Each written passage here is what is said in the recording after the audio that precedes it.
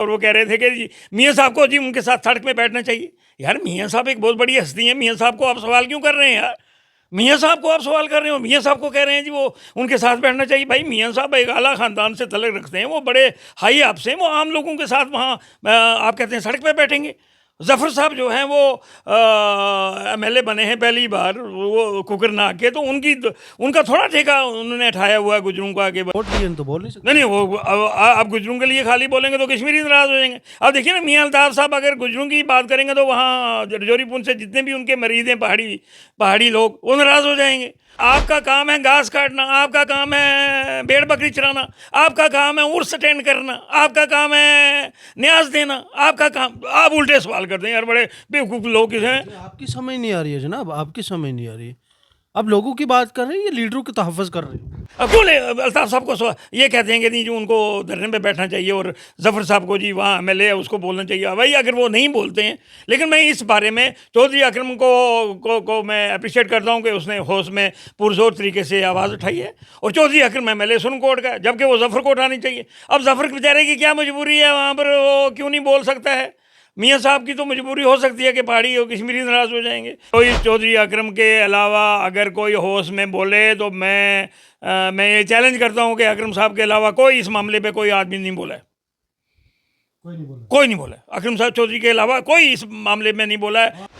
लोगों को कोई सवाल नहीं करने, आपके लीडर नाराज़ हो जाते हैं। आपके लीडरों ने कोई ठेका नहीं उठाया हुआ आपका। एसटी बचाओ मार्च में हमारे तमाम लीडर पहाड़ियों के साथ थे, वो पहाड़ियों की हिमायत कर रहे थे, वो सब लोग पहाड़ियों को खुश कर रहे थे, उनको वोट लेने हैं, उनको कोई दिलचस्पी नहीं है कि आप मरो या जियो, आप जहाँ जो मर्जी आपके साथ हो। नाज़रीन, हमारे साथ ट्राइबल कम्युनिटी से तल्लुक़ रखने वाले इश्तियाक भट्टी साहब एडवोकेट हमारे साथ मौजूद हैं और बात करेंगे हमशीपुरा से टोपी पीर, बढाल, बिलावर और देवसर। लोग सवालात भी करते हैं, चुनिंदे जो नुमाइंदे हैं उनको आवाज़ ना बुलंद करने के ऊपर जो है वो तनकीद भी करते हैं। सब के ऊपर जो है बात करेंगे। भट्टी साहब, कैसे देखते हैं हमशीपुरा से लेके देवसर का ये मामला? देखिए जी, बड़ी बदकिस्मती की बात है कि पहली बात तो ये है कि पुंछ टोपी पीर में दराबा में हमारे 3 आदमी आर्मी ने और पुलिस ने लिंच करके मार दिए, लिंच किया उनका। वो वीडियो हमारे सामने आई, वो वीडियो वायरल हुई। उस पर इवन के सेंट्रल गवर्नमेंट ने भी और स्टेट गवर्नमेंट ने भी ये कहा जी जुडिशल इंक्वायरी होगी और हम उनको जो है वो उनके खिलाफ एक्शन लेंगे। उस इंक्वायरी का कोई आज तक पता नहीं चला, वो इंक्वायरी कहाँ गई, वो लोग सस्पेंड हुए नहीं हुए। और उसमें तो सामने सामने वो लिंच कर रहे थे, उनको मार रहे थे। कि देखिए ना, मैं प्रोसिक्यूटर रहा हूँ, पुलिस का वकील भी रहा हूँ, सरकारी वकील भी रहा हूँ। ये किसी को, पुलिस वाले को या किसी आर्मी वाले को ये इख्तियार नहीं है कि वो कोई भी संगीन इल्ज़ाम किसी पे हो तो वो उनको लिंच करेंगे।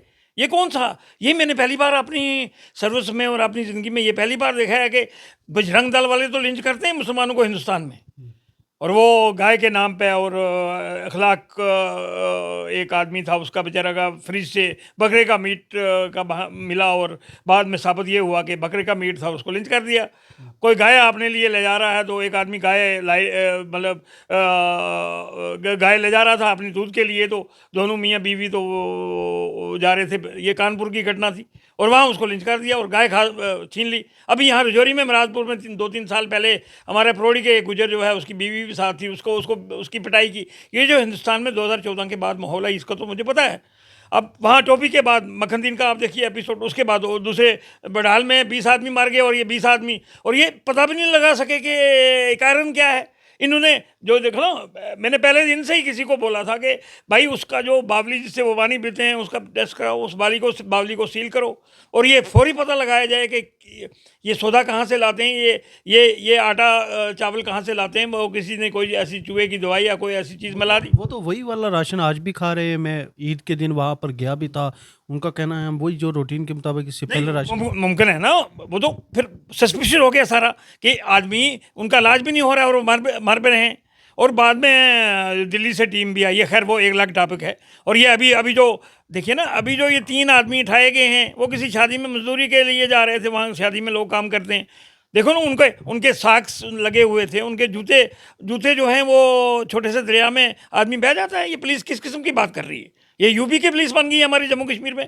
और मुझे मैं डीजीपी साहब से कहता हूँ कि ये जम्मू कश्मीर की पुलिस की इतनी अच्छी रेपुटेशन थी, आप इसको यूपी पुलिस बनाना चाहते हैं, आप इसको आरएसएस पुलिस बनाना चाहते हैं, फौरी तौर पर उसकी इंक्वायरी करनी चाहिए। तो रोशन की तरह यहाँ है कि उन लोगों को किसने हुआ, वो कैमरे में भी दिखाया गया है एक कोई आदमी उनके साथ। तो ये अभी तक छानबीन, ना तो केस की छानबीन हुई है, ना इंक्वायरी हुई है, ना डीएसपी के खिलाफ, ना एसएचओ। वो एसएचओ तो थर्ड रेटर जो है वहाँ पर, ये सारी कारकर्दगी उसकी है, और उसको अभी तक आपने तब्दील नहीं किया। तो लोग चुनिंदे नुमाइंदे जो हैं उनके ऊपर सवाल कर रही है किस हद तक जाए। देखिए ना, मैं पहले भी बताता हूँ कि भाई हम ये लोग बेचारे सादे हैं, इनोसेंट लोग हैं। भाई सवाल कर रहे हैं आप, अल्ताफ साहब को सवाल कर रहे हैं, ओ भाई वो उनको 5 साल के लिए आप क्यों तंग कर रहे हैं? वो उनको वो आप जफ़र साहब पहली बार एमएलए बने, क्यों तंग कर रहे हैं? उनको आप कंफर्ट जोन में रहने दें बेचारों को। अब जफ़र जो है एसी की 50 लाख की गाड़ी से उतर के, और मियां अल्ताफ साहब 1 करोड़ की गाड़ी से उतर के आपके साथ, वो सफ़ीर कोई आम आदमी पार्टी साहब का, वो मुझे कल आपने नहीं उनका इंटरव्यू लिया, और वो कह रहे थे कि जी मियाँ साहब को जी उनके साथ सड़क में बैठना चाहिए। यार मियाँ साहब एक बहुत बड़ी हस्ती है, मियाँ साहब को आप सवाल क्यों कर रहे हैं यार? मियाँ साहब को आप सवाल कर रहे हो, मियाँ साहब को कह रहे हैं जी वो उनके साथ बैठना चाहिए। भाई मियाँ साहब एक आला ख़ानदान से तल्लुक़ रखते हैं, वो बड़े हाई आप से, वो आम लोगों के साथ वहाँ आप कहते हैं सड़क पे बैठेंगे। जफ़र साहब जो हैं वो एमएलए बने हैं पहली बार, वो कुकरनाग के, तो उनका थोड़ा ठेका उन्होंने उठाया हुआ है गुजरों का, कि भाई वो गुजरों के लिए बोलेंगे। मैं यही तो बताऊँ भाई, उन बाकी लोगों का भी ख्याल है ना, गुजरों के वोट लिए तो बोल नहीं सकते। नहीं, वो अब गुजरों के लिए खाली बोलेंगे तो कश्मीरी नाराज़ हो जाएंगे। अब देखिए ना, मियां अल्ताफ़ साहब अगर गुजरों की बात करेंगे तो वहाँ रजौरी पुंछ से जितने भी उनके मरीज़ हैं पहाड़ी लोग, वो नाराज़ हो जाएंगे।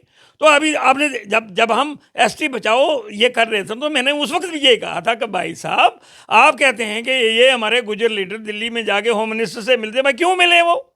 जबकि ये हमारे गुजर लीडर ये चाहते ही नहीं थे कि गुजरों को शेड्यूल ट्राइब मिले और गुजर अफसर बने। यार हम तो बड़े बेवकूफ़ किस्म के लोग हैं भाई। हम उन्हीं से, जो लोग ये चाहते ही नहीं थे कि गुजर अफसर बने, गुजर जो हमारे शेड्यूल ट्राइब का फ़ायदा लें, उन्हीं लोगों को हम कहते हैं जी इन्होंने हमारा साथ नहीं दिया। भाई क्यों दें आपका साथ? वो उनको सिर्फ वोट लेने हैं, और वोट लेके 5 साल तक उनको बाकी लोगों की भी बात करनी है। ओ बेचारे भाई, आपका काम है घास काटना, आपका काम है भेड़ बकरी चराना, आपका काम है उर्स अटेंड करना, आपका काम है न्याज देना, आपका काम, आप उल्टे सवाल करते हैं। यार बड़े बेवकूफ़ लोग हैं। आपकी समझ नहीं आ रही है जनाब, आपकी समझ नहीं आ रही है। आप लोगों की बात कर रहे हैं, ये लीडरों के तहफ़्फ़ुज़ कर रहे हैं। भाई साहब मैं ये कहता हूँ कि आप किन लीडरों से सवाल करते हैं यार? अब क्यों अल्ताफ साहब को ये कहते हैं कि नहीं जो उनको धरने पे बैठना चाहिए, और जफ़र साहब को जी वहाँ एमएलए है उसको बोलना चाहिए। भाई अगर वो नहीं बोलते हैं, लेकिन मैं इस बारे में चौधरी अकरम को मैं अप्रिशिएट करता हूँ कि उसने होश में पुरजोर तरीके से आवाज़ उठाई है, और चौधरी अकरम एमएलए सुनकोट का, जबकि वो जफ़र को उठानी चाहिए। अब जफ़र बेचारे की क्या मजबूरी है वहाँ पर, वो क्यों नहीं बोल सकता है? मियाँ साहब की तो मजबूरी हो सकती है कि पहाड़ी और कश्मीरी नाराज़ हो जाएंगे, पर जफ़र साहब की क्या मजबूरी? उसके अलावा जावेद चौधरी है, उसके अलावा हमारे अपने जावेद राणा साहब मिनिस्टर हैं, मंत्री हैं, उनको इस बारे में पूरी तरह उन्होंने ये बात नहीं है। जावेद राणा साहब का जहाँ तक बस चलता है, वो मिनिस्टर हैं, उनकी लिमिटेशन भी है। लेकिन बाकी लोग जो एमएलए हैं होश के अंदर बोलना चाहिए, बाहर लेकिन हमारे लोग बेचारे अच्छा। अब वहाँ ये जो तालब साहब है, इस पर टैग लगा है पीडीपी का। अब वो ये भी तो हो सकता है कि भाई नेशनल कॉन्फ्रेंस के एमएलए या वो दूसरे वो बोलेंगे तो ये आदमी जो है पीडीपी का वो प्लान किया हुआ है जी, ये पीडीपी की तरफ। तो ऐसा भी कभी कभी होता है। लेकिन मेरा ये है कि यार आप लोगों को पागल कह रहे हैं। मैं लोगों को पागल नहीं कह रहा हूँ, मैं लोगों को ये कह रहा हूँ, हक की बात करते हैं आप, उनको दबाने की कोशिश। देखिए रियाज साहब, मैं ये बताऊँ हक की बात नहीं, मैं ये कहता हूँ यार आप कितने इनोसेंट हैं। आपको ये पता नहीं है कि आपको आज तक आपको बसाया नहीं, आपको रिहेबिलिटेशन के लिए काम नहीं किया, आपकी तहफ़्फ़ुज़ नहीं किया, तो आप बार बार सवाल पूछ रहे हैं उनसे। आप भाई कोर्ट में जाएं, आप हाई कोर्ट में जाएं, आप वकील करें, आप वकीलों का की मदद लें, और थ्रू प्रॉपर चैनल लाएं। ये देखिए ना, वहाँ आप चलाते रहेंगे जी एमएलए हमारे लिए नहीं किया, फलां नहीं बोला, ये सब बेकार की बातें। कोई आपके लिए बोलने वाला नहीं। हमने ये जब बोल रहे हैं, सभी बोल रहे हैं, कोई चौधरी बोल रहे हैं, चौधरी अकरम के अलावा अगर कोई होश में बोले तो मैं ये चैलेंज करता हूँ कि अकरम साहब के अलावा कोई इस मामले पे कोई आदमी नहीं बोला है। कोई नहीं बोला। अकरम साहब चौधरी के अलावा कोई इस मामले में नहीं बोला है। आप अब लोगों को भी डराने लगे हैं कि लोग उन्हें सवाल नहीं करें। भाई साहब लोगों को मैं ये कहता हूँ ना कि आपका वह काम है। उनको कहते हो आप घास काटो, आप उनको कहते हो कि जनाब आप सिर्फ जाके घास काटो, उनके काम मैं ये कहता हूँ कि सुन लीजिए आप, मेरा तजर्बा है ये कि आप लोगों को कोई सवाल नहीं करने। आपके लीडर नाराज़ हो जाते हैं, आपके लीडरों ने कोई ठेका नहीं उठाया हुआ आपका। एसटी बचाओ मार्च में हमारे तमाम लीडर पहाड़ियों के साथ थे, वो पहाड़ियों की हिमायत कर रहे थे, वो सब लोग पहाड़ियों को खुश कर रहे थे, उनको वोट लेने हैं। उनको कोई दिलचस्पी नहीं है कि आप मरो या जियो, आप जहाँ जो मर्जी आपके साथ हो। अगर ये उनको थोड़ी दिलचस्पी होती है, आपके पास एसटी बचाओ में भी आपका साथ देते और आपका एसटी नहीं चिंता। और अल्टीमेटली ये हुआ कि इन लोगों ने साथ पहाड़ियों का दिया और पहाड़ियों ने इनके खिलाफ इलेक्शन लड़ा। जहाँ जहाँ भी वो सीटें सारी जो है अनरिजर्व हो गई, जो रिजर्व थी गुजरों के लिए। तो मैं ये कहता हूँ ना कि हम जो सवालात करते हैं, ये सवाल सब बेकार हैं। इन लोगों को कोई दिलचस्पी नहीं है, कोई इनको वो नहीं है, कोई गुजरों के साथ कोई हमदर्दी नहीं है। अगर गुजरों के साथ हमदर्दी होती जनाब तो 47 से लेके 64 से लेकर ऑन वोट या 57 से ऑन वोट हमारे मियाँ साहब भी मिनिस्टर रहे हैं, मियाँ बशीर साहब मिनिस्टर रहे हैं, अल्लाह उनके दर्जात बुलंद करे। चौधरी असलम साहब मिनिस्टर रहे हैं, Haji Buland Khan vice chairman, Chaudhary Mohammad Sain minister है, चौधरी तालब साहब। कभी इन्होंने गुजर बकरवालों का रिहेबिलिटेशन के लिए कभी इनको बसाया? कभी कालाकोट में बसाया इनको? कभी इनको किसने किया? किसके कौन से काम? कोई काम नहीं किया।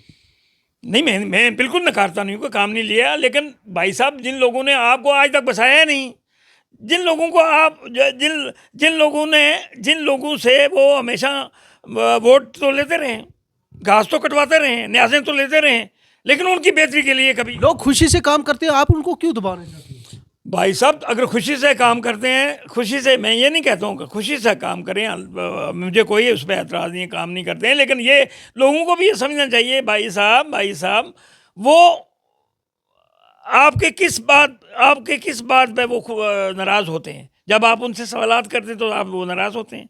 जब आप वोट नहीं देते हैं तो फिर भी नाराज़ होंगे। आप अगर वोट भी दें, न्याज भी दें, घास भी काटें, उनकी बकरियां, उनका माल मवेशी की भी देखभाल करें तो वो खुश रहते हैं। तो आप उल्टे सवाल कर रहे हैं जी हमारे लिए ये नहीं किया, वो नहीं किया। आप मियाँ साहब जैसे स्ट्रक्चर का आदमी जाके डीआईजी के पास जाएगा, डीजी के पास जाएगा, आईजी के पास जाएगा आपके लिए कि बंदे हमारे मार दिए हैं, मर गए।